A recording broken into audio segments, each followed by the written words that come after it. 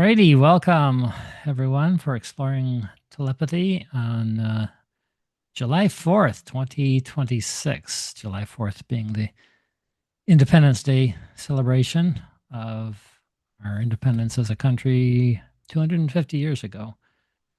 So there's a lot of meaning behind that for us, and also based on the way things are going on the planet and in our government and so forth. You wonder about freedom, but as we were talking before the recording started, freedom is innate in every one of us. It's just a matter of claiming it.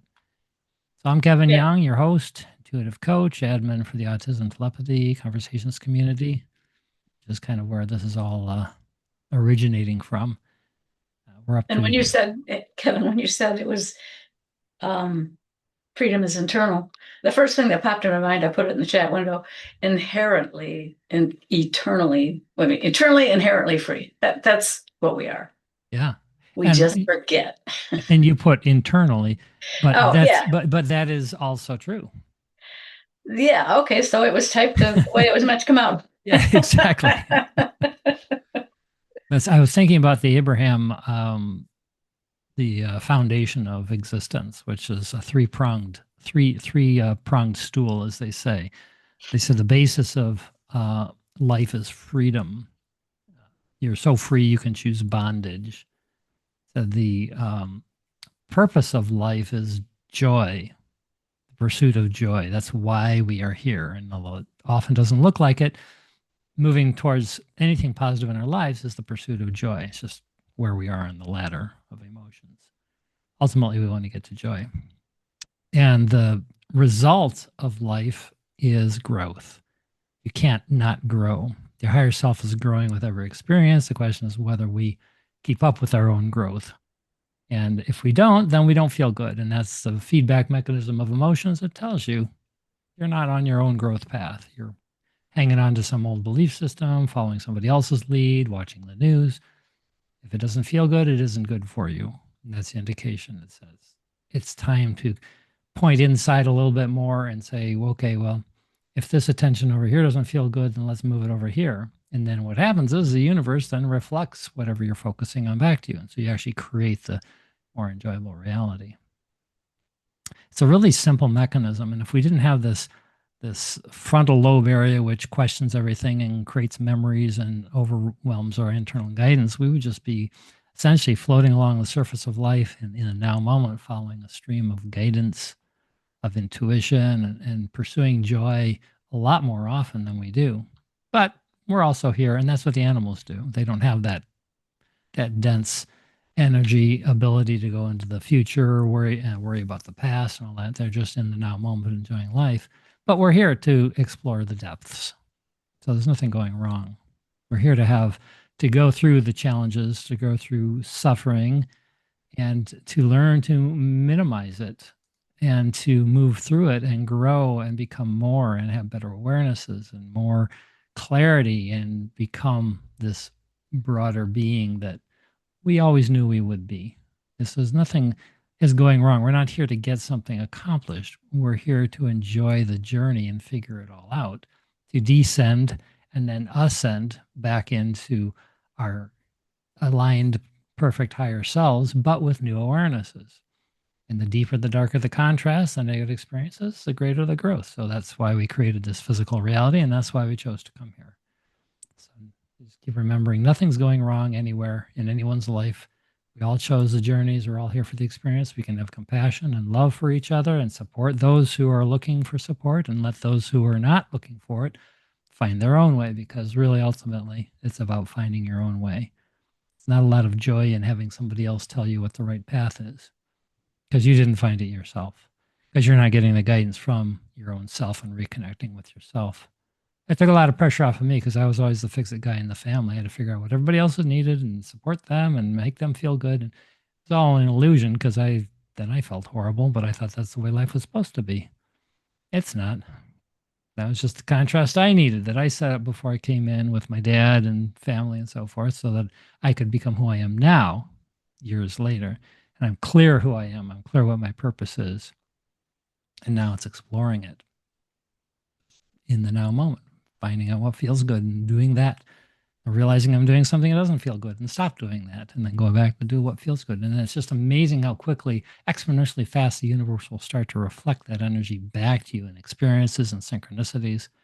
Suzanne and I have both had an immense amount of synchronicities as we've gone through when my dad transitioned in May 26th, and I'm handling the estate as the executor.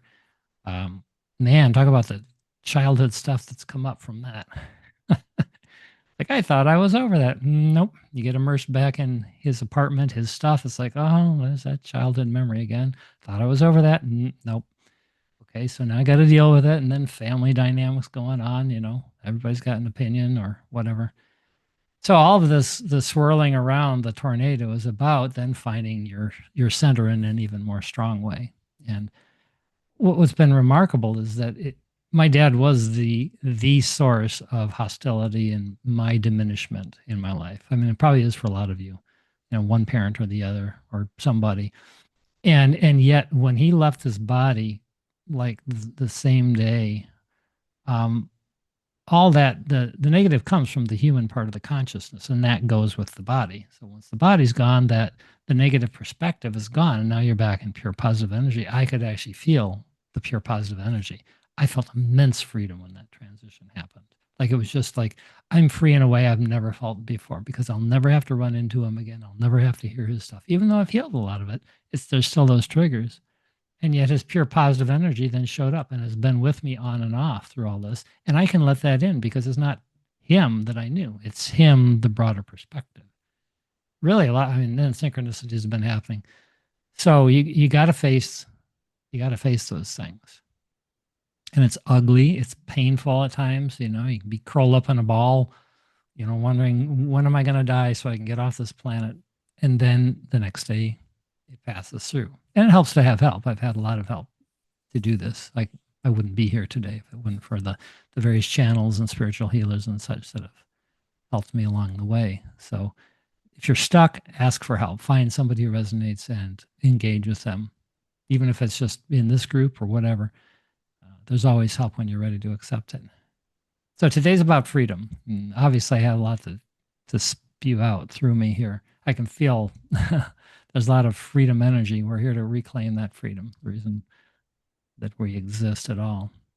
So we'll chat about telepathy. We'll do some meditations and stuff as we always do, and see if we can tune in even more deeply to that broader guidance, our own spiritual team, non-physical, and then see if we can connect non-physically to, if you've got someone specifically you want to do a telepathic connection. It's kind of all the same thing. Get into the state where we let go of the human thoughts and open up the connection to the broader consciousness and see what happens. So we'll start off with meditation. It looks like Melissa wasn't able to get online. She's up north, but there's sketchy signal up there. So I'll be doing that, and then we can keep chatting about whatever you guys want to talk about, and the freedom, telepathic focus, and see where we go. Then we'll end up with a telepathic connection meditation as well. Before we go into the meditation, any comments, questions before we get into this? Glad you guys could all make it today. It's always so nice to be in your company. Yeah, Revlin, go ahead. Real happy to be here today. I don't see Melissa. Is she not here today? Yeah, well, what I was just saying is that she's on her way up north in Michigan, where their vacation spot, but the signal's very spotty. So I will be doing the meditation this morning. Yeah.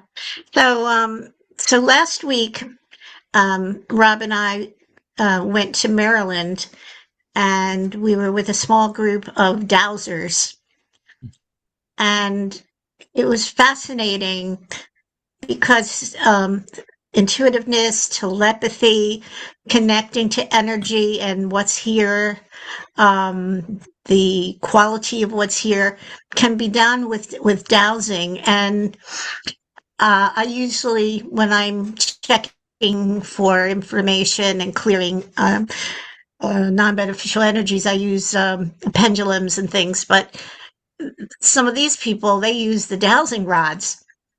And it was really fascinating because as we were playing and testing, Rob was using his rods and he became very adept, it seemed. I'll give a little shout out there for his being able to locate key points of energy with his rods.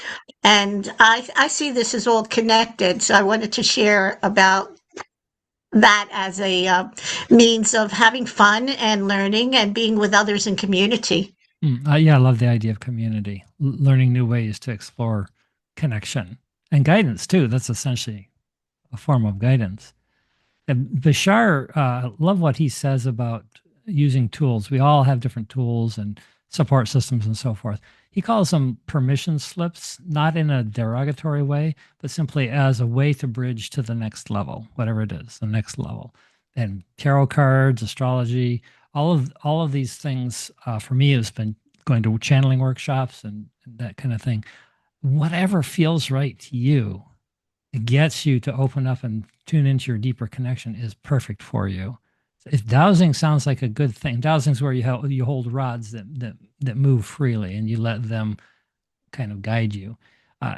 Whatever works, guys, use it. Don't be afraid to step into something that maybe somebody thinks is weird. I mean, most of the world thinks we're weird anyway, so got to get over that and do whatever feels good. And I think that's really great. Lynn. I think it's fantastic. And you go, Rob. Marlene, real quick, and then we'll get into the meditation. Okay, just wanted to say thank you so much for these calls. I was so happy to join again today. I really look forward to it and really glad to be here. So great to have you, Marlene. And somehow a question stayed with me over the course of weeks. And this is so I realized that I think I felt or got messages or whatever all the time, but I mixed it up. I feel like I can connect to other people and see what's going on for them, but I feel like there is a mixing up with my own feelings and what's going like, and I feel it would be helpful for me to kind of detangle, what is what, and I feel these calls might help me do that. Yeah. Well, let's say after the meditation, maybe we can explore that idea because everyone has that. Essentially, again, Abraham says we're essentially a two-headed monster. We've got the higher consciousness, which is who we really are, and then we've got the human consciousness, which developed locally in our bodies, and then we have our attention, which is often doing this. The idea is they say you want both heads moving in the same direction. So we get and the human's the only one you can affect. Your higher consciousness is always pure positive focus towards everything that you want. So it's just learning to bring the human connection back into the higher connection so you're more as one. And that's just following your feelings. Does this thought feel good? No, it doesn't feel good. Okay. Then that's not my higher self's thought. So what can I let go of? What can I modify and change my focus on this topic to more in harmony? And that's a lifelong practice. We've known about this for 18 years since I had the brain tumor, and I'm still practicing it. So, anyways, let's keep that going after the meditation here. Thanks for bringing that up, Marlene, and I'm very glad you're here too. And thanks for describing it. And thanks for describing it in such a nice, simple way. Like it was the shortest version of that description I've seen you do. So you must have been channeling. Hey, I'm aligned today. Letting my higher self get through. It helps to have hands. And then we were just talking about the dowsing rods and everything, like, and bringing yourself back. Anyways, just wanted to love you. I'll take it. Any day, anytime. All right. All right, let's see if we can, I'll lead us through a little bit of meditation here. This is just to relax and to tune in. I know a lot of us are already there, but let's see if we can let go even more. So nothing you need to do. Just get comfortable, sit back and relax wherever you're at. Close your eyes if you want. And we take a nice deep breath in. Hold it. And then we exhale, breathing that air all the way out. And then back in. And as we breathe out, we just feel ourselves relaxing, softening, just slowly turning into jelly. It's getting so soft. And back in again. And as we breathe out, we feel all the tension in our body just fade away.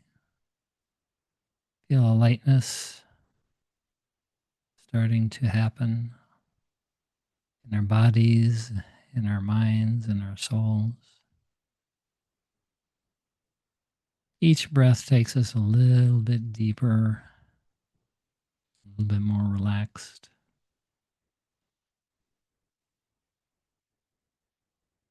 Nothing to think about, nowhere to go, and nothing to do.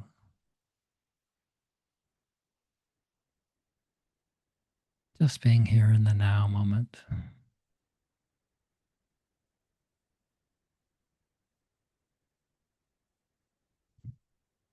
And the more we let go, the more our thoughts just wander off without taking our attention with us. Just stay here present, watching the thoughts and experiences go on by like little thought bubbles, little clouds in the sky. And the deeper we go, the lighter we feel. And the lighter we feel, the more our vibration raises. A beautiful feeling of floating, consciousness rising while still in physical form. The best of both worlds. And each breath takes us even deeper and lighter. We feel the expansiveness of our being, expanding in all directions, brighter and lighter. Feel the cells rising up higher and higher in frequency, above any remaining clouds into the bright sun of source energy. Being able to see in all directions, feeling and noticing the spiritual energy, loving guidance all around us. And we invite in anyone or any being that we want to support us today.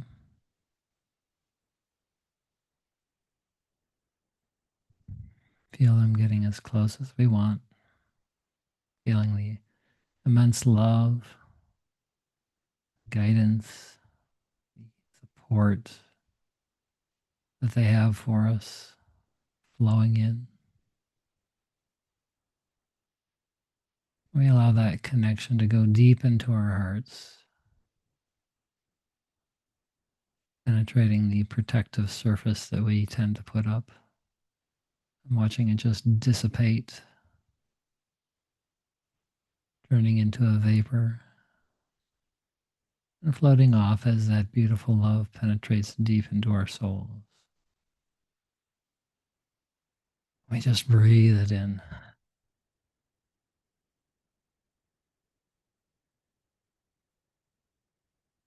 Feels so good to be connected to the stream of well-being, the stream of unconditional love, the stream of support, of beauty, of life itself.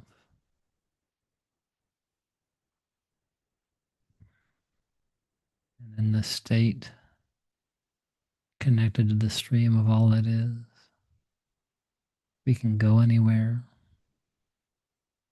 focus on whatever we want, And just allow the stream to carry us there so easily and effortlessly.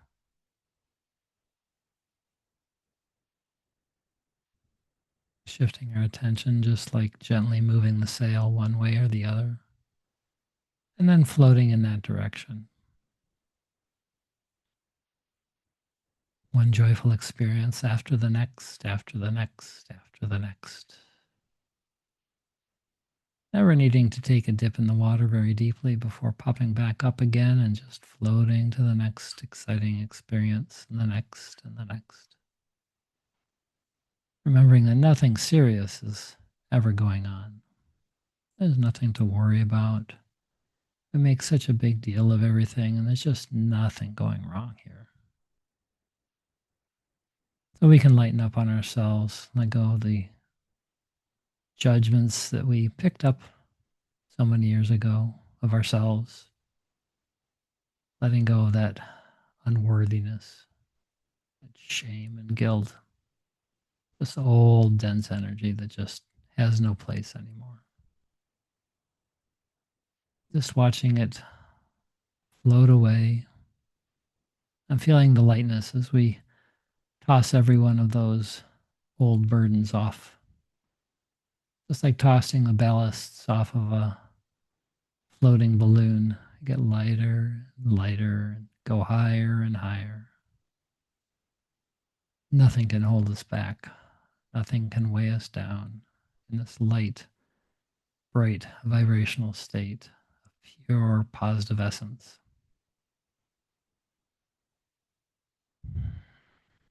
Freedom is our birthright, and now we claim it completely and unconditionally to be ours.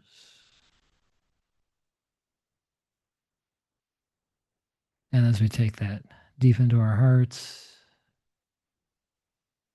we feel that all is complete, at least in this now moment.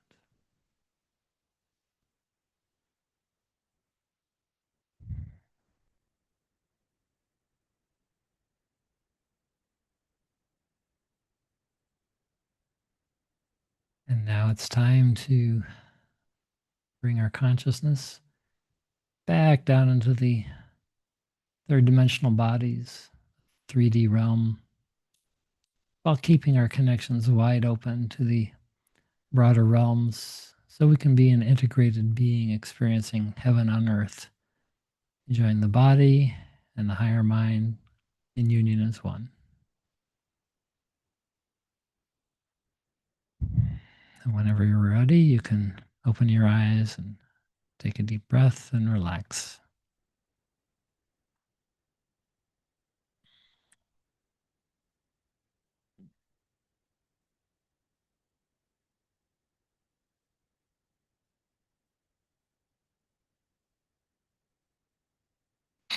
Wow. Man, oh man, I haven't felt that deep in a long time, maybe ever.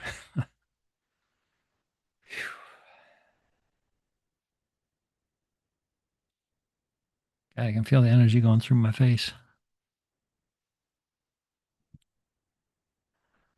Ah, okay, boys and girls, let's see what happened as I get my focus back here. Go ahead, Verena. That was really beautiful. Thank you. Thank you. It felt like a wellness trip, actually. Like in the beginning where you said like invite in somebody, I felt a fairy coming, which was very interesting because I think it was connected to you and the last conversation we had last time as well. But it came like and it plucked energies that was stuck out of my back. Ah. And that felt really nice. And that was like very much needed so that I could go on the ride. And it's something that I've been doing with my dog. Like my dog had an eye infection, and it was actually the first time that I allowed myself to try to heal it myself and not go see a vet and like trust myself that I have the power to make it go away, which was incredibly stressful. Which part was stressful? Trusting myself, allowing allowing myself to trust myself enough that I have the power to not seek outside help, that I can actually do it from within me, that I can actually change my belief to acknowledge the power that I have, that we all have, Yes. and to not do it the conventional way, and to like do it from through the inner work, and plugging out the energy, the inflammation with my hand, Ah, and okay. giving it to the earth so that it can be transformed. And that worked. Like that really Wow. worked. And so it was kind of, it felt like a reciprocity of like the energy coming back and saying like, we're taking this out of you too. Okay. Because you stepped up and did the work yourself. And Now it's it was also something that like, and it was very funny because I've been very like, I know that I'm a healer at heart, but I felt very reluctant to to fully step into that energy and to acknowledge that about myself and to dare to take that out to other people. And in a way, I think the universe gave something to the dog and not to me, because it, like, I can ignore my own suffering so much more than I ah, can ignore the dog's suffering.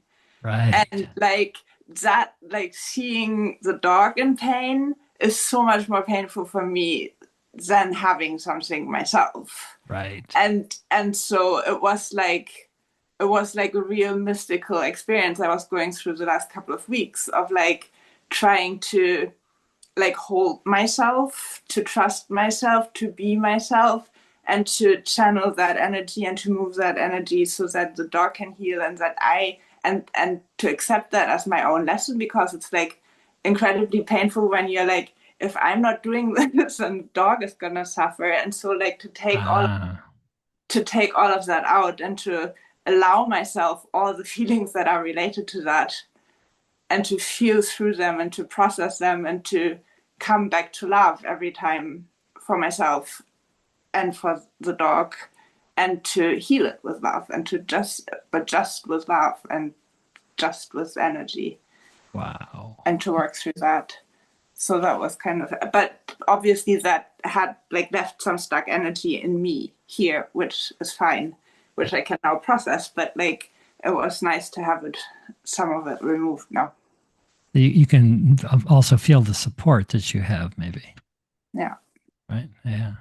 And that Because I go probably ahead. also take more time to actually do that for myself too, and like take an hour later today to just allow the things to move through me and out of me as well. Good for you, Verena. You deserve it. That's so fascinating. I love, we talk about synchronicities. I love that on these calls, there's always multiple synchronicities where we're having shared experiences. I just had a similar experience last week. And I'm going to post on Facebook at some point. We have squirrels among many other critters in our backyard. And about 5 days ago or so, 5, 6 days ago, I noticed one right on the stoop where we have sliding glass doors and we can see out to the feeders and so forth. And there's a squirrel sitting on the stoop long ways, but one leg was hanging off the stoop. And I thought, well, that's odd. And the more I watched him, he was looking right in at me. And he got off the stoop. His left hind leg was hanging there. He couldn't step on it. And I watched him kind of limp around, and he was getting food, and he was managing. Squirrels, like all animals, they don't live in the past and lament. Oh, I used to have a good leg, and now, poor me. They just get on with stuff and figure it out. And so I just felt an instant connection with this squirrel. And I knew there was, I mean, I didn't intellectually know, but I felt really drawn. And so I got a handful of nuts and pecans, which I just happened to have a bag we bought at Costco and we weren't using. So I just grabbed him and went out. And he was cautious, but he didn't run away. The other squirrels will run away. And he just stayed his distance. And I tossed him down. We had I filmed it on my camera because it went on quite a while, and he kind of had to hobble sideways to eat because he couldn't sit on that foot. But he's been back 3 or 4 times now, and he'll just show up when I happen to be standing there because there's a place for my laptop close to that door because I like to look out, and suddenly he'll be there, and I'll just grab some nuts and we'll just have a communion. And he's getting a little stronger. And it came through in a channeling session with Melissa just a few days ago that he's another spirit guide, and this was another way to deliver healing for me in the same way. And because I want to help him, obviously, I can't physically heal him. I'm not a vet or anything. But they said your attention to him, the love that you allow to come out to support him in the connection, to feed him, when you feel inspired to, is healing him. It's giving him that, just like what you're doing for your dog. But it's as much healing me and allowing me to make that connection.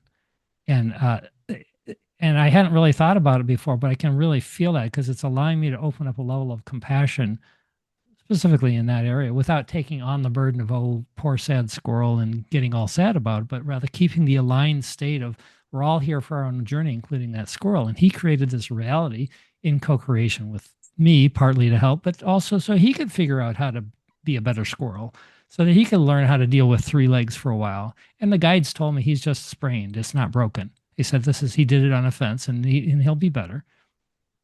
And so I love that you're having that. Sorry, go ahead. And you can also help him by envisioning him with all 4 legs working. Like, that's a great idea. That's you don't actually have to do something. You can just envision him coming back and bringing the power back into his leg and healing quick. And we have that incredible power of using our vision, using our energy, directing energy to help and to expect the squirrel to heal instead of hearing that it might not. Yeah. I of course was witnessing this too. And the day I saw him getting a little better, I said, I instantly got this message. He's just coming to remind us that everything's going to be okay. All is well. I remember saying that long before we even knew for sure. It seemed to be getting stronger, but I just got this message and I thought this is what I needed because I wanted to be reminded too, all is well. Everything's going to be okay. We even gave him a little name, Gimpy. Gimpy the squirrel. And he's just part of our family now. For the time being. How long is he around? That'll be up to him. That's awesome. Yeah. Thanks for reflecting that, Verena. That was something I needed to hear today. Yeah, that was great. Hazel, what was your experience in the meditation or anything else? Can you hear me? Yeah. Yes, in terms of synchronicities, this was exactly what I needed to be meditating on, and the focus of today about the freedom and what you focus on. I'm trying not to cry, but I probably will. Please do. I would maybe, I know this isn't therapy or anything, but I think maybe yourself and the group could offer me the next step towards something that I really need to do. And I realize I've still got so much anger and hatred in my heart for humanity. And on the one hand, I hate them, and on the other hand, I can't bear anybody being hurt or ill, and it makes me physically sick. But yet I judge people, I judge religions, I judge ideologies, I judge where I've got no reason to do it. Well, you do have a reason. Me. Don't be hard on yourself. You learned something a long time ago that's just still playing out a little bit. So it's okay. I'm sorry, go ahead. I know when I was little, I remember just wanted everyone to be happy. Obviously, it was a reflection of my own inner child, wanted myself to be happy. But I just keep getting caught up in, and I make notes of when you record it and I play it back. And so much of these have been so helpful. And about you know, try not to get lost in those frequencies, because I know it's not helping me, it's not helping the universe, it's not helping anybody. But yet it's almost like I feel like I need some sort of exorcism. I just keep getting caught up in all this crap that I don't want to be in. And I know that once you sort your mind out, it's as simple as you can walk into it. You can change. You can just say, right, I'm in there, but I keep getting dragged back and I don't want to be there. What would you like? I'd like, well, I guess to be at peace with myself. And I know that if someone's really like happy, I mean, I don't mean like hysterically happy all the time, but if someone's like at peace within themselves, they would not have hatred for other things, because you just can't connect to that frequency. Um, I just don't want to be a horrible person. Okay, well, why don't we stop that thought right now so there's no more momentum. This is the work. You're doing great.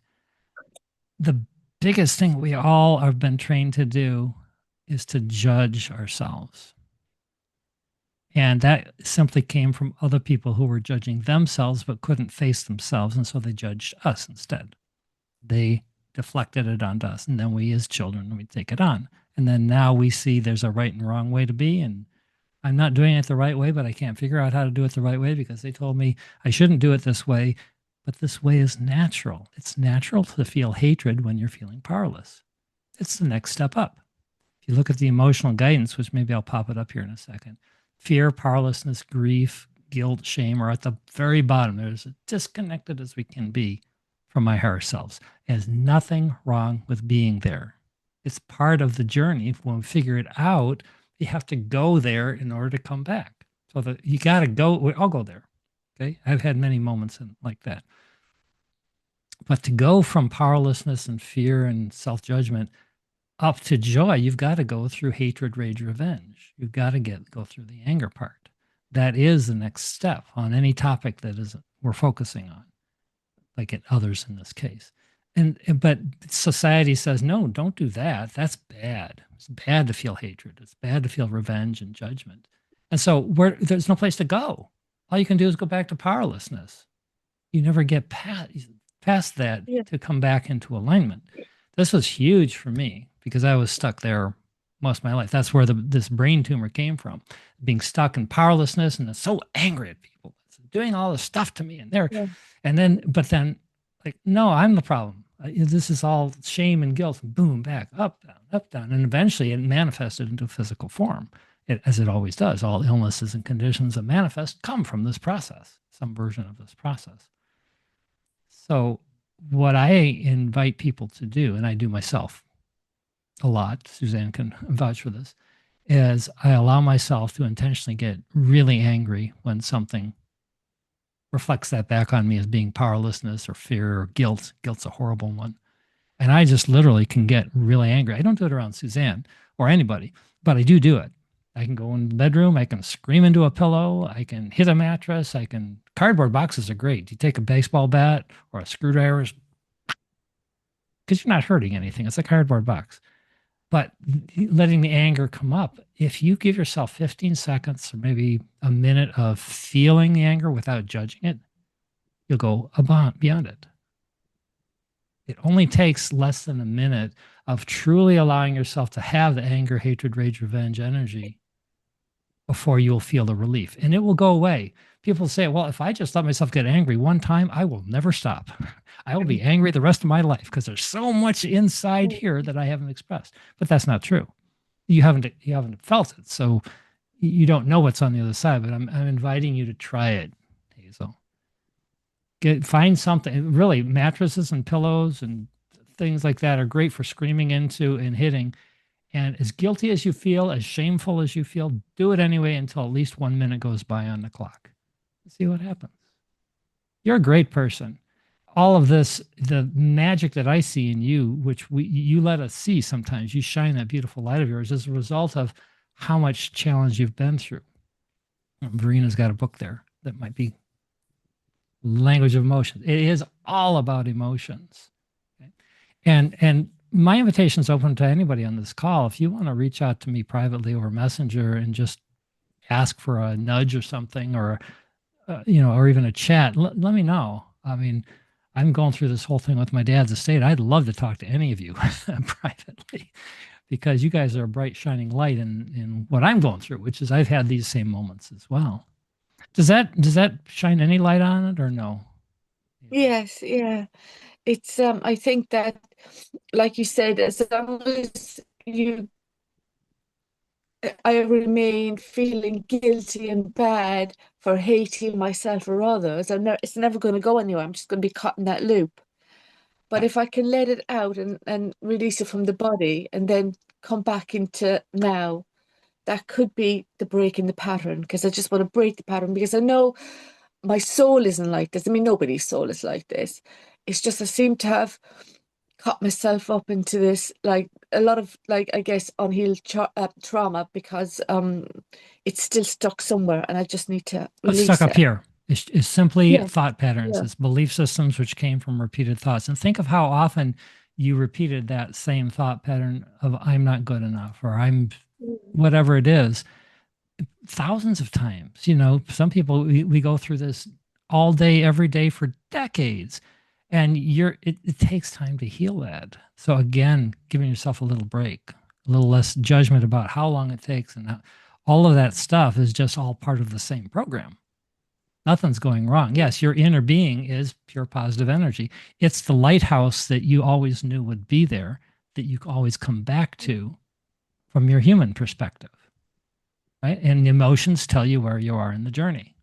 The worse you feel, the Yeah, farther you are from the signal. The better you feel, the closer are you. And so it's like the GPS in your car. You don't get all pissed off if you turn it off this direction. It doesn't say, "Oh, you stupid person, I'm never going to give you any direction again."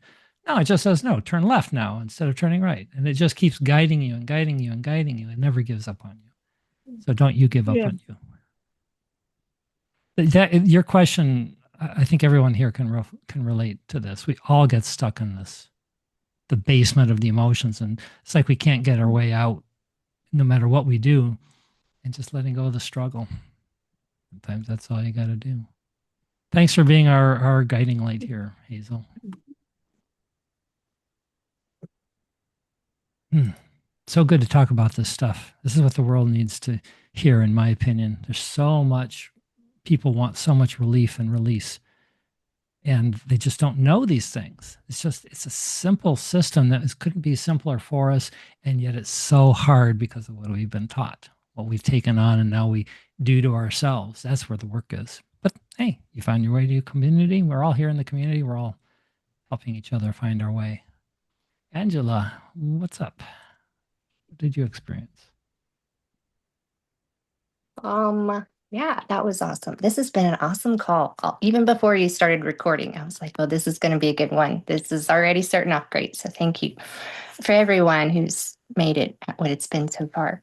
Um, but during the meditation, it was interesting. Mine was actually it kind of fits in with the theme of it, and just kind of like having things come up that were releasing. Since we were going lighter, they were like, oh, that's a little heavy. You're gonna like can't go up. Like you were saying in the meditation, if I was like carrying that luggage, I exceeded the weight limit. And so it was just kind of like evaluating that. But then I even came out of the meditation for a minute, and it's funny. The entire call has resonated. I actually douse. I had my dowsing rods right in front of me whenever y'all were talking about them. I use them regularly for confirmations and different things. And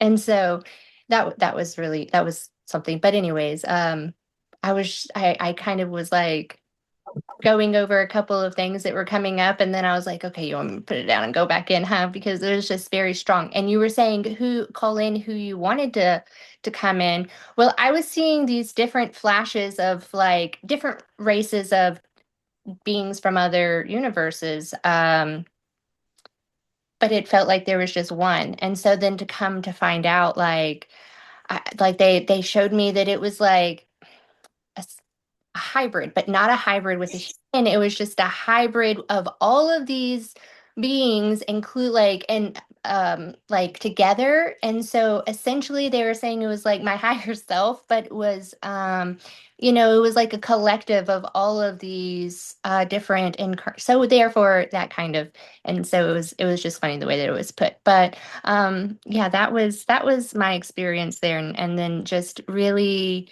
the importance of really staying light right now because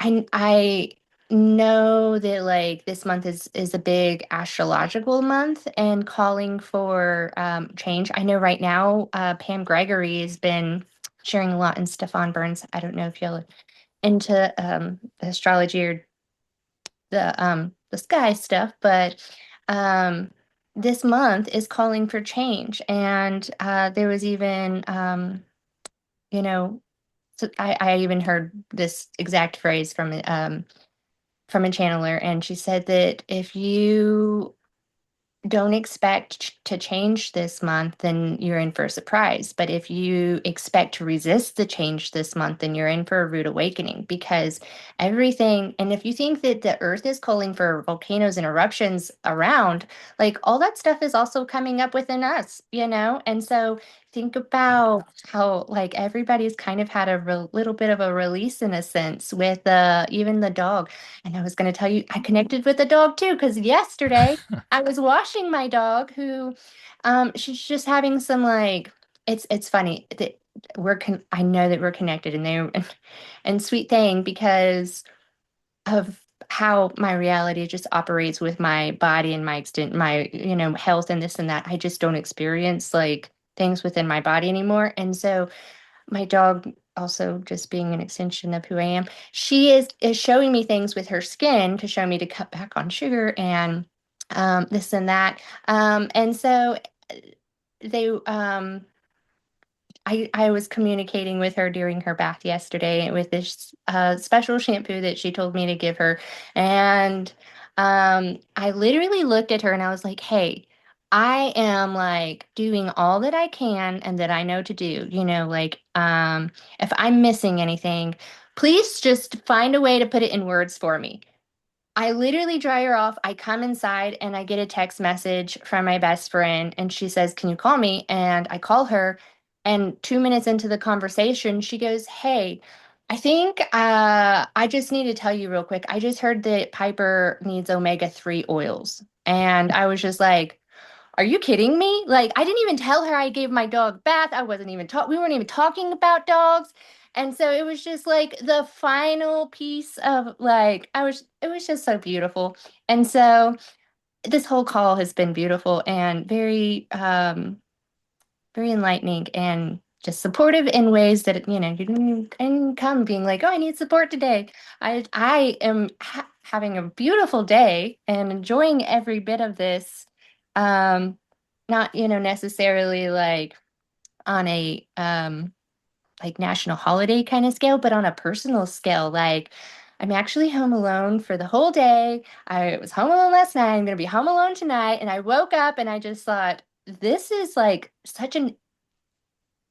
this is a weird feeling being home and just me and the animals. I have 3 children, and it's just it's yeah. But it's been a really good day and I'm so grateful to share it with y'all. And thank you all for the beautiful validations, every bit of it. Thank you for sharing your validations, Angela. Appreciate your having your wonderful energy here. And you're not alone, as you know.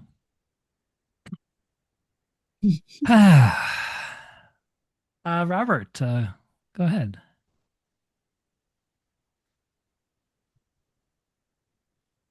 I always like to pause a bit after somebody speaks so everybody can take it in. Appreciate that. So I've come up with a theme of what's going on. And it was funny because I decided I wanted to tell this story. This was very recent. Actually, it's a video I watched.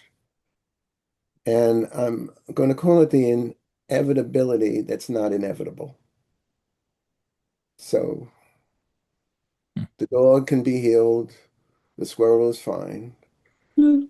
You're better off when your father passed, and um, the other animal is fine. And the things that you think are not, well, the tougher one is the one of Hazel and the emotions. But the guidance was fantastic, and it'll take a while, but there's nothing inevitable in terms of the distress because we can change it. So the video I watched was how healing from nature comes from unlikely combination of events. So as a homeowner, I have ash trees. And over time, people tell you, and I was taken by this for a while too, that you got to take down your ash trees. They've been infected by these beetles. I don't know if they're from China or Japan. And such that the beetles kill the trees, and they're in 35 states, and there's nothing that you can do about it. That's how inevitable it was, right? But it's not. Because the video was about a man who owns a lot of acres, and he has a lot of trees, including ash trees, and he's walking his property. I'm wondering where this is going. And he pauses and he hears a sound. And what does he hear? He hears woodpeckers, woodpeckers. And he listens, and somehow he knows. You see, there are several different kinds of woodpeckers. There's the one that is so powerful that it can like really drill into the into the wood. And he's at work spearing all those beetles. Yeah. And he's got another woodpecker, a hoary something kind of woodpecker, who works in combination, clears another area of the tree. And then there's one something with a belly, something woodpecker. Uh, Red-bellied, yeah, and the hairy woodpecker. and they're all working together. And then there's one that's not a woodpecker, it's a bird um, doing its thing of healing. And finally, there's a wasp. So there's five. And what's the result of all this? They're taking out all the beetles. Well, didn't the Beatles already do their job? Isn't it all done forever? Doesn't appear to be. Some of the trees are okay. Some of the trees are coming back. And when I heard, I had once my electric company come back and put X around my ash tree and says, you really need to take that down. And, it's near these lines, plus it's going to fall at some day. And I did take it down at some point, not immediately. And there's no hope. The train. And so I'm believing things that I'm not studying. So what's the truth about an ash tree? The wood of the ash tree is not the wood that gets the powerful wood of the ash tree that's used commercially. It's not the wood that was being destroyed. The wood that's not being destroyed during the beetle thing is, used for a lot of products, including baseball bats. You were talking about get your bat and knock it against the cardboard. Well, you're using your probably ash wood in doing so. They're coming back.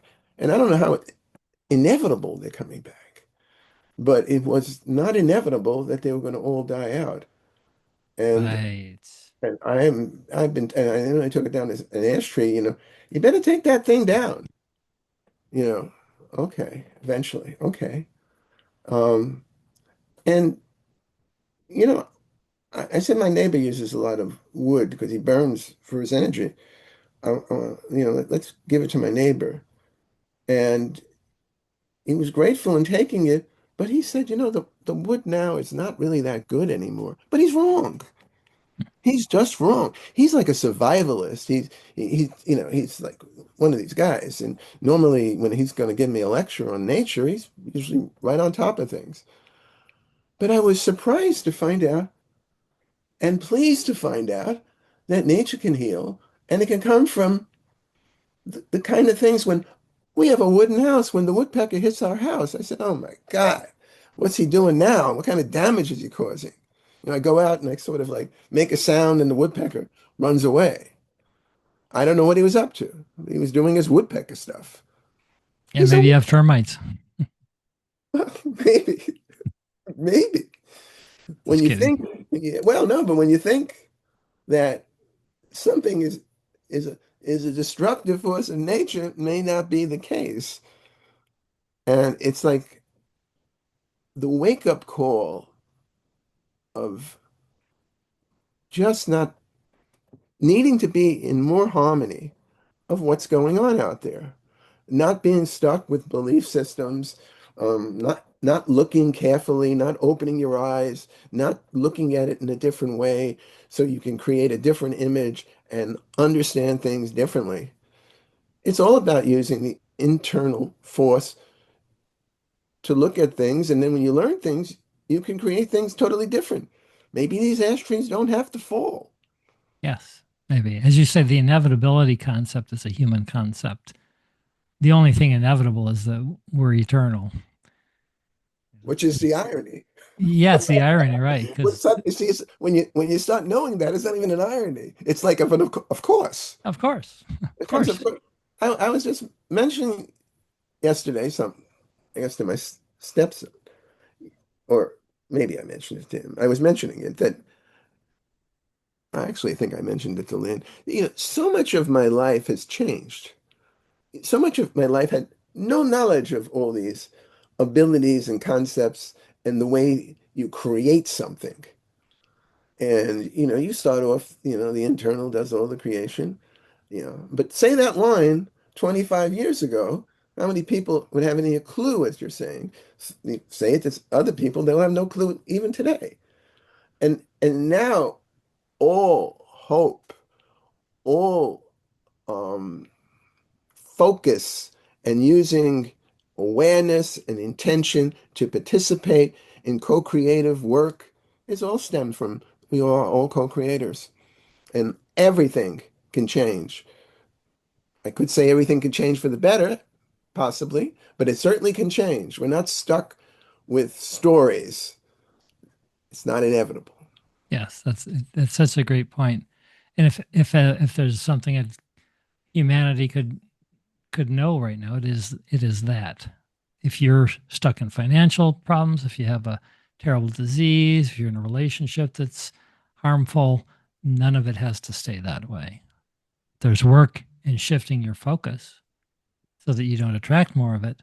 But yes, nothing is inevitable. We are free. We're so free we can choose to not be free. But let's choose freedom. It's the 4th of July. Why not choose for it? Exactly.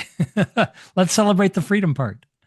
Yeah. Thanks, Robert. There's a lot of good stuff in there. I picked up a lot. We have woodpeckers here too. The same woodpeckers are here, and it's an We have that interesting. same story because I remember last year asking this group, or I don't know how long we've been doing this. It was early on. We've got a tree that is dying, and of course the tree service people say you need to take that down because whatever. And I asked this group, should we take down the tree? It's obviously dying, has no more leaves on it, and several many answers just said no, leave it be. There's a reason it's there. And now we found out over the next couple of years that all the birds love being in the tree. Why? Because they love all the bugs. We've got the red belly woodpecker, we got the hairy woodpecker, we have the nuthatch that loves getting, and we have all so happy. And not only them, but the little hummingbirds sit up there. And now that the leaves are not there, we see the little hummingbirds way up there at the top, scoping the area so they can come down and get a drink when they want to. And the whole thing is just like, I remember saying to Kevin, like, look at this. Yesterday we had a storm. It looked like the other trees that had leaves was like looks like 50-mile-an-hour winds. They were just going, and they were going in circles. The dead tree, supposed dead tree, but reason for being here, didn't blow an inch. And it just, because there's no leaves, it stood sturdy and it stayed there to keep giving bugs to the birds. I swear, and to joy to us, people see them, and the whole thing. So your stories have resonated with me. Like, yeah, this is true. There's a reason that we don't have to listen to everybody's. Oh, that tree needs to come down. It's dead, and it's going to cause whatever. Well, you have the same um, You don't, when you only have a little knowledge, it is dangerous. If you want to hear about a black walnut tree, people will tell you, oh, don't have too many of your black walnuts or anything else because it takes over. It is such a striving for life.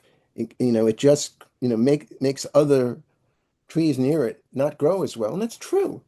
But maybe they shouldn't be there. You got to be, all the rooting systems are connected. But then you read about the black walnut tree. It's one of the most magnificent trees. If you were buying land and you're buying timber, if you're into that, you have black walnuts going there. You have riches galore. All the best furniture is made from that. It's a very strong wood. And so what seems to be one way could be another way, or it can blend if you can figure it all out. Exactly. So that's the whole perspective thing. And you do figure it out if you get into alignment, because then you get guidance from the broader view, which always has the best answers in the moment. So we always come back to the same conversation. It's about how do you find internal freedom and connection so you get guided towards what's best for you. Well, sometimes you only know part of the story because you heard one story about one tree, and you heard something. Uh-oh, you gotta delve. Well, You you heard got those stories if they didn't feel good because you weren't feeling good to begin with. That's where the discernment as to how you're feeling as to what then you receive. And there's nothing wrong with that. So it's like, oh, that story doesn't feel good. Like that just doesn't feel right. Okay, well, let's tune our frequency and see what better stories we can attract and better guidance we can show up. well, Kevin, what I'm understanding these days, it really the word that's key to everything is awareness. Yes. Awareness. The more you're aware, then you can go with everything. Your focus, your perspective, your action, your creation, and your manifestation and everything else. Yes. Simple but profound. And interesting, and Pete makes a comment. Pete's very, very connected to nature. One of the most connected people I know. He said the woodpecker was being territorial, who was pecking on your house. They use it as a loudspeaker. We actually had the same thing happen here. And now I'm glad Pete brought this up because the woodpecker was pecking on the aluminum stack at the top of our house.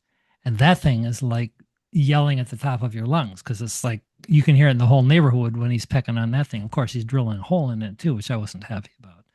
So I went to the basement and I hit where the bottom of the stack comes into the basement and he flew off. But yeah, so you probably don't have termites. Nothing to worry about. Well, I was just not saying I was thinking Anyway, that. I'm just thinking that I thought what your comment meant was the intuitive nature of the woodpecker to know that something is there and that something he can deal with. to benefit him. Yeah, well, to benefit him. But I don't know. Maybe the balance of nature required that these trees still be alive and operable, and this foreign beetle that came here that's now making it normal here, that way of destruction. I give uh, I give the creator, some clear uh, understanding that he was balancing it out. Exactly. Balance. And maybe it happened on your house so that we could have the conversation today. All perfect. Lynn, you've been waiting a long time. Jump right in here and then we'll do our second meditation.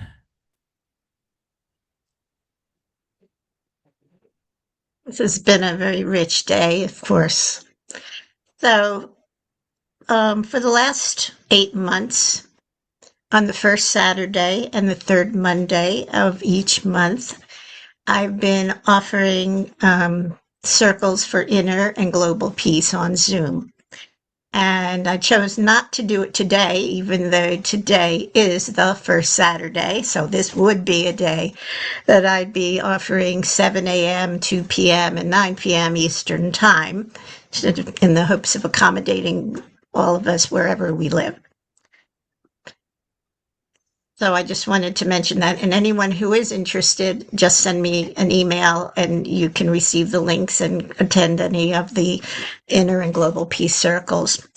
So that ties into two things. One is what happened and what was in my experience during the meditation was the lifting off, as you were using the words light, um, the lifting off of the observer, the consciousness, the soul, high self connection beyond the earth, and seeing, observing, and sending love and safety and care to the entire earth.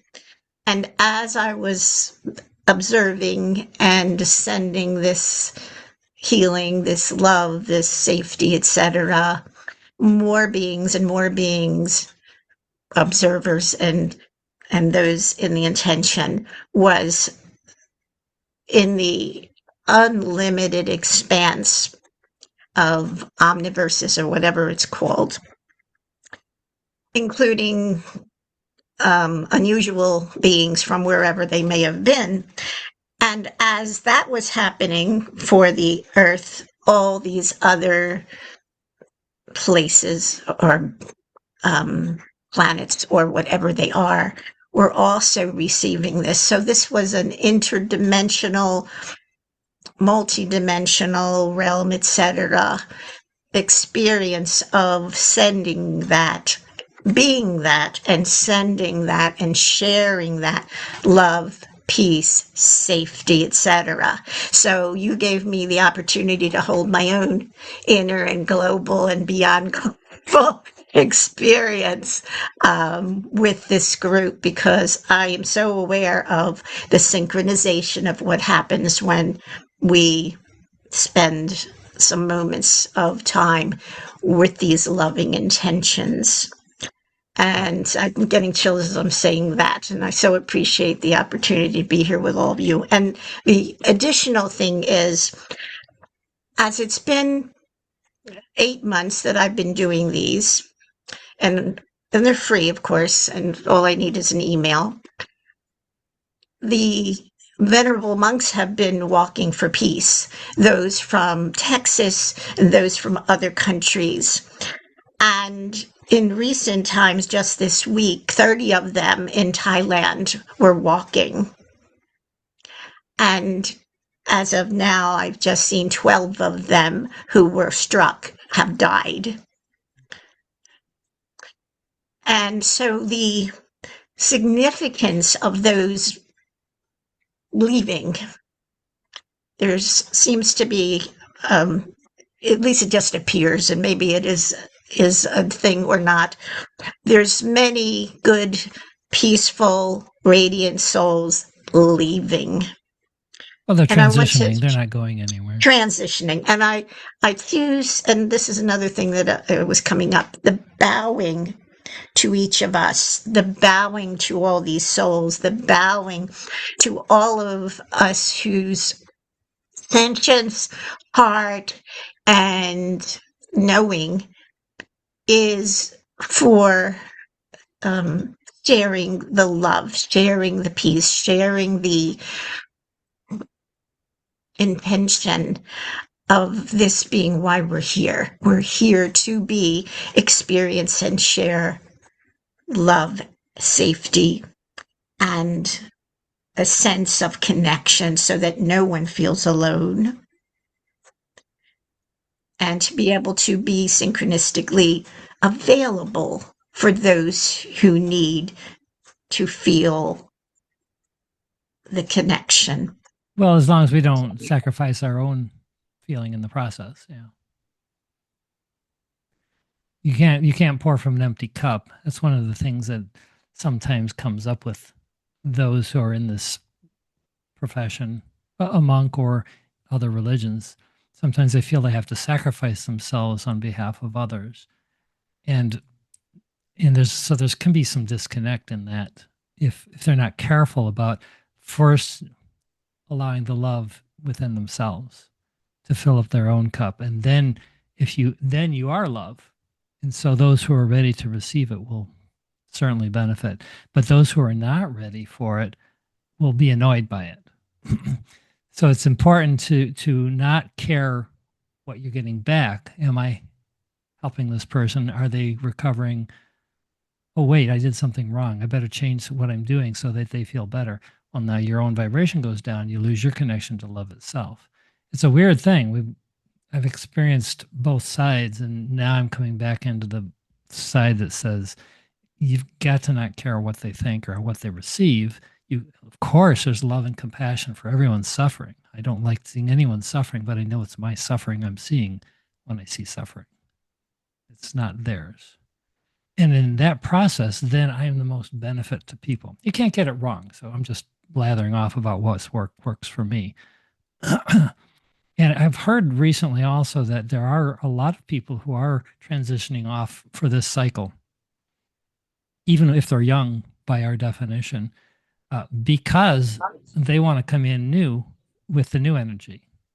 They're in the density of the old, which is transitioning so fast that a lot of people are just the physical bodies can't keep up. They can't let go of enough to keep up with the faster transition, and so they're cycling out of those bodies to come in with the fresh new generation, which is here to amplify this immense ascension that we're going through.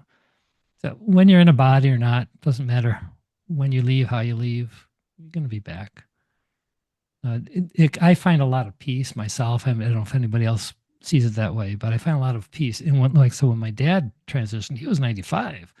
And honestly, we can't figure out how he lasted this long. He could be so ornery and annoying, but he had that ability to find that connection within himself and maintain it, even though on the outside he could spew off all sorts of anger and hatred. But he had a way of coming back and then finding that connection within himself, or he would have left a long time ago.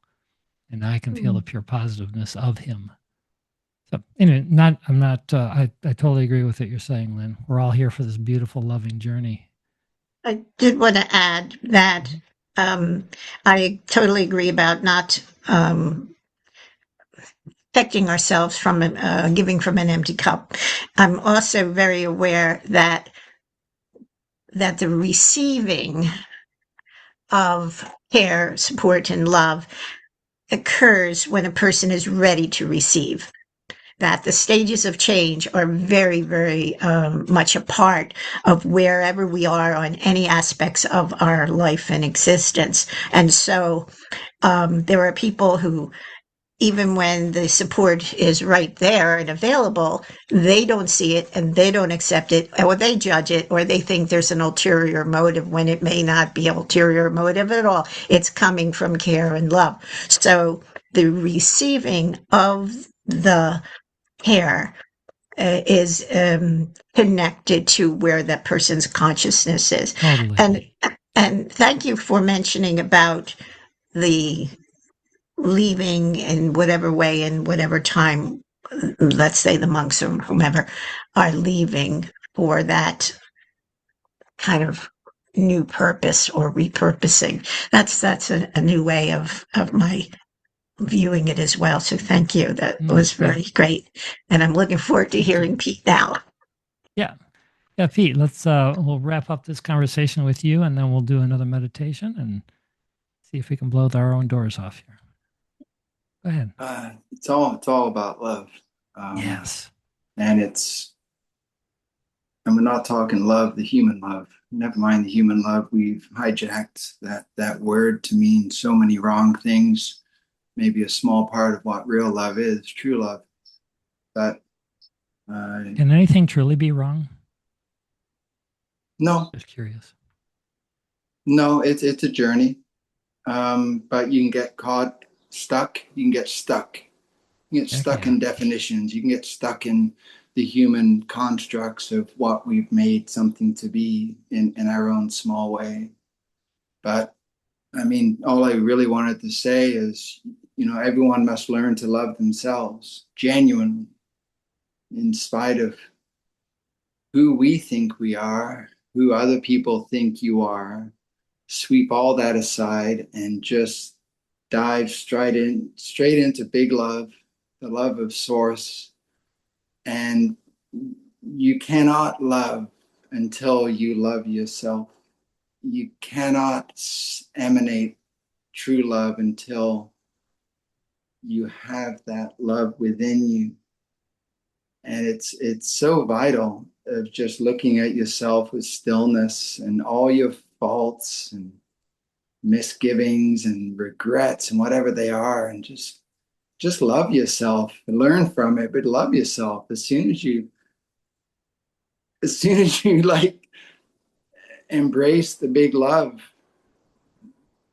there's no end to it. And then Do you you can feel love that now? unconditionally.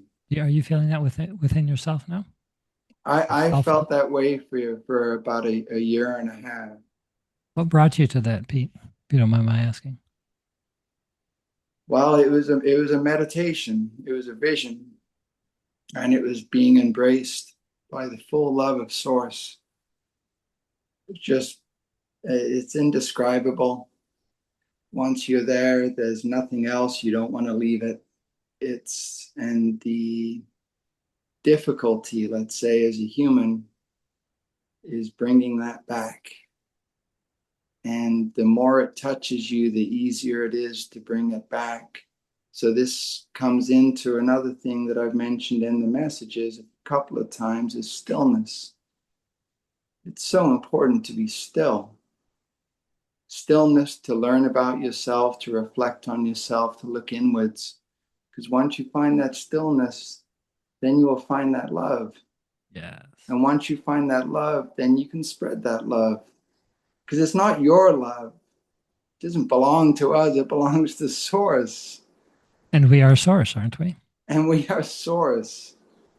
But we need to acknowledge that and we need to embrace that. And until every one of us gets there, there's always going to be struggle.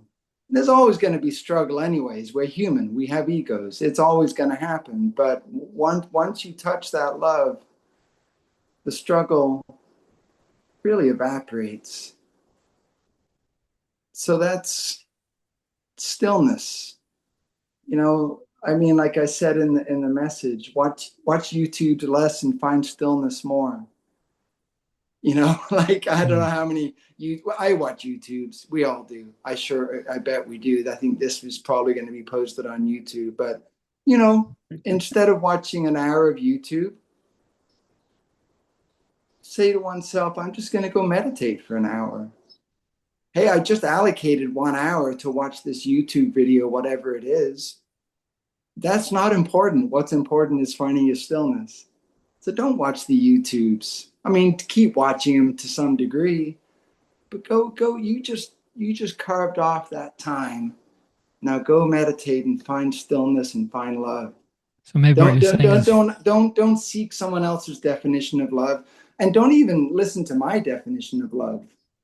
Disregard me entirely and everything I've just said, but consider that you can go find it and try to find it. That's all I'm saying. just follow your own guidance and do what feels best.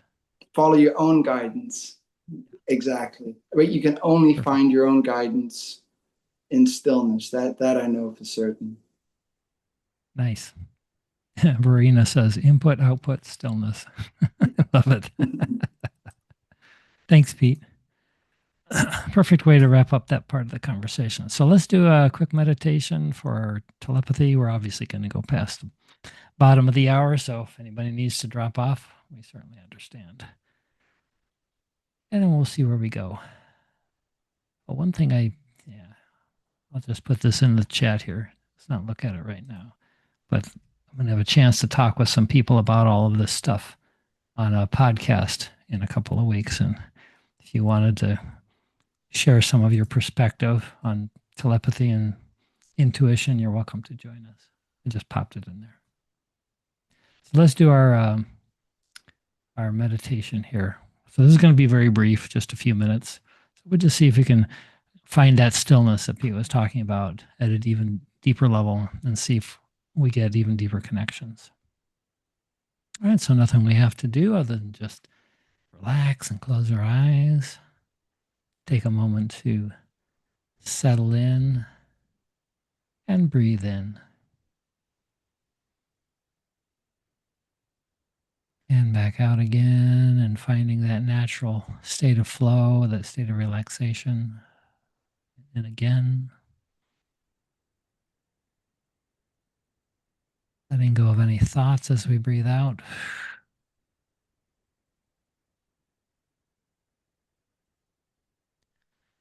And letting in all that love as we breathe in again.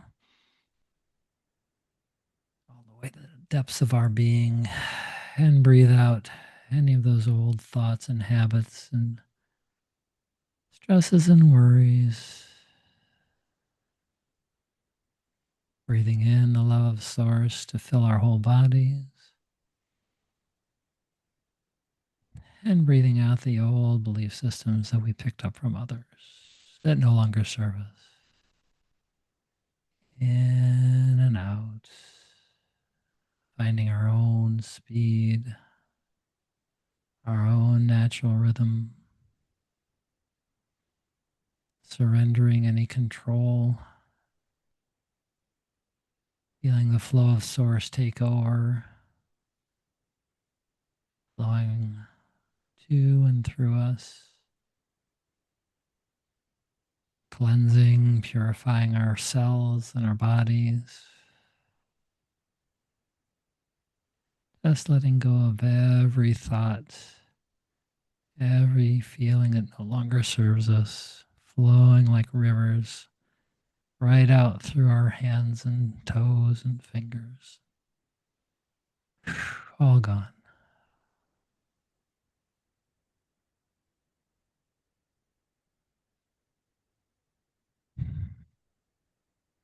And as we float in this beautiful, loving space for a few minutes, my voice will drift off. We'll see where we go.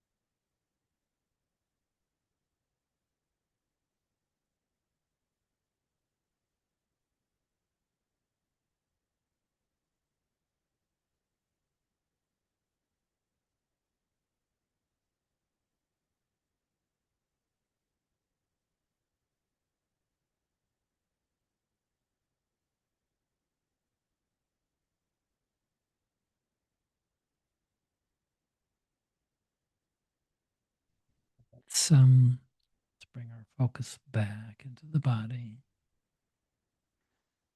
Just feel the softness, letting go of anything that we're still holding on to, and come back into this beautiful, loving, warm, safe space we were all created for each other and with each other for ourselves.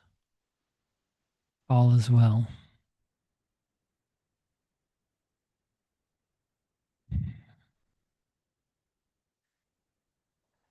All right, Verena, while other people come back into their bodies, why don't you go ahead and share what your experience was? I just had a quick message that I always ask for a message for the group or something like that. And the message was the freedom to wonder. And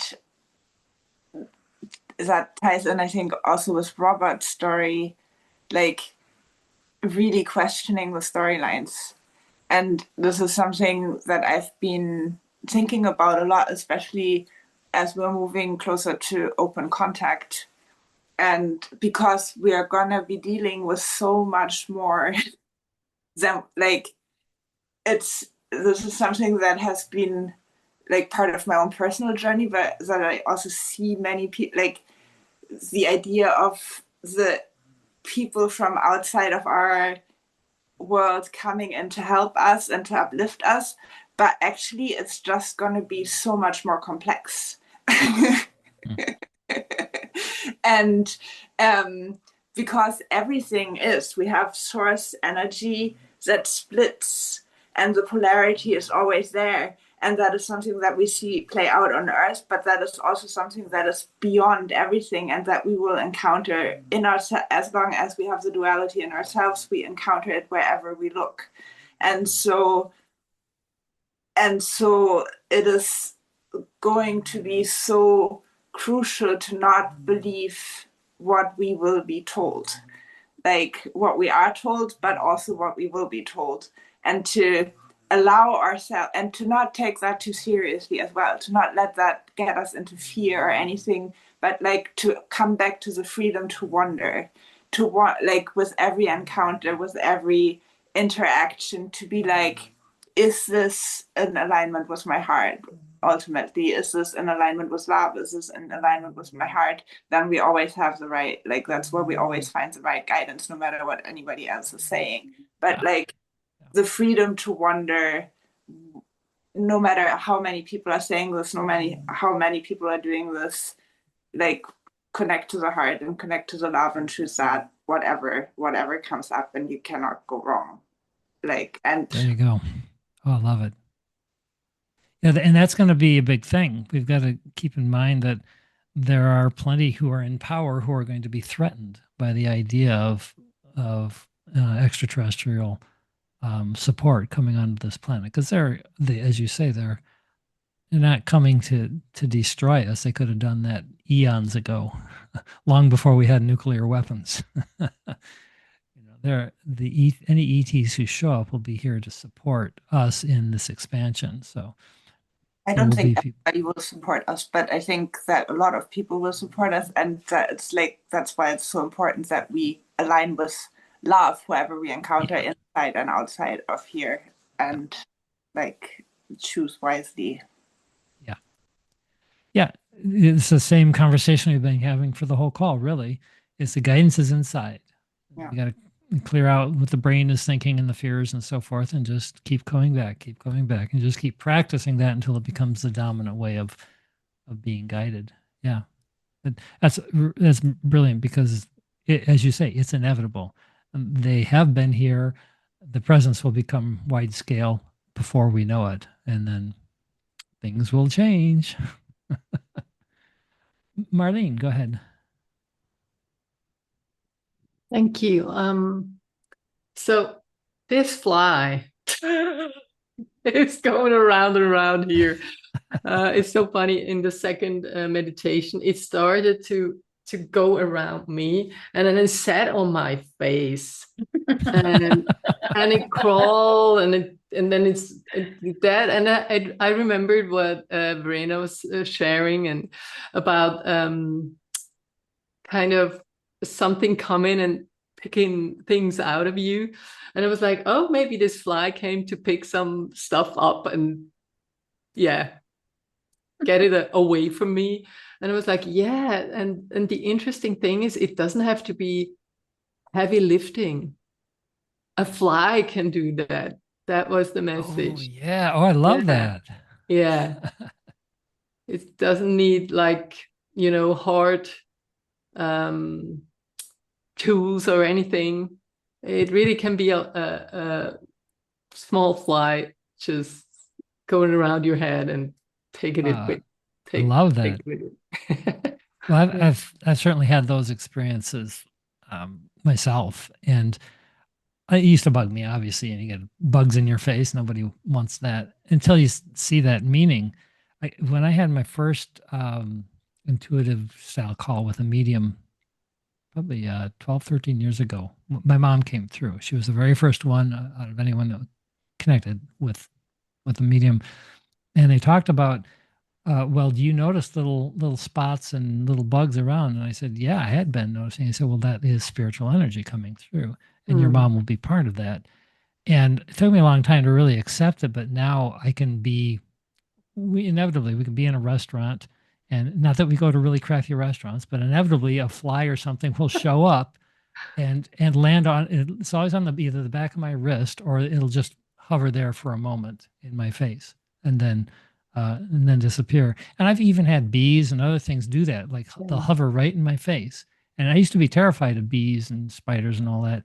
Now I just see them as messengers. And if some being is in my face, a bird or a squirrel or a fly, then there's something behind it. And Mm, now I can say, oh yeah, I'm getting a message. Okay, what is it? What's or mm, who is it? Sometimes there's a who. Like mm, if there's somebody in the back of your mind that maybe is trying to connect with you. mm. Be interesting to see it. Like if in the upcoming days, maybe some messages will become clearer for you from something or someone. Does that resonate at all? Or? Yeah, I mean, I have had encounters with animals every now and then. I had a really big one with a bumblebee I rescued and walked around to find some flowers, etc., etc. And then when it kind of recovered, it started off, it flew around and sat here and looked at me. It was really magical. So I know this, but it was so funny because I tried to really stay in the thing and the fly was going around and around. So it was kind of a funny moment as well. So yeah, but Sometimes maybe that's the only thing. It's just here to make yeah, us laugh and smile. yeah, maybe it's that, like taking the seriousness out. Yeah, I thank can use you, that. Kamen. Thanks, Marlene. Suzanne, if you want to share what you just Okay. messaged me, and then we'll wrap up. Okay, if you don't mind. Thought I I'd don't run it by mind. you first. So I got a message very quickly into the meditation, and it was for you, Kevin. And I was just typing it out so I wouldn't forget. That's why I was late coming back. But Kevin and his daughter are having a meeting tomorrow for the first time in a long, long time. And the message said, it is not necessary for Kevin to bring a gift tomorrow. The old Becky always attributed love to giving gifts.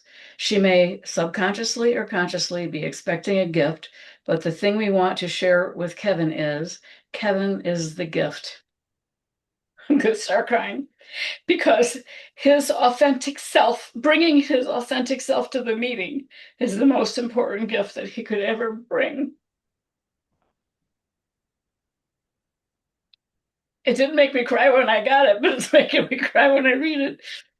It is so true Wow. in my heart, anyway. I'm going to take a moment to process that. I don't blame you. That's why I was not knowing if I should share it. No, I'd rather you be um, upfront with it. Yeah, it's better for our community actually Yeah. supporting me and sharing it too than us alone.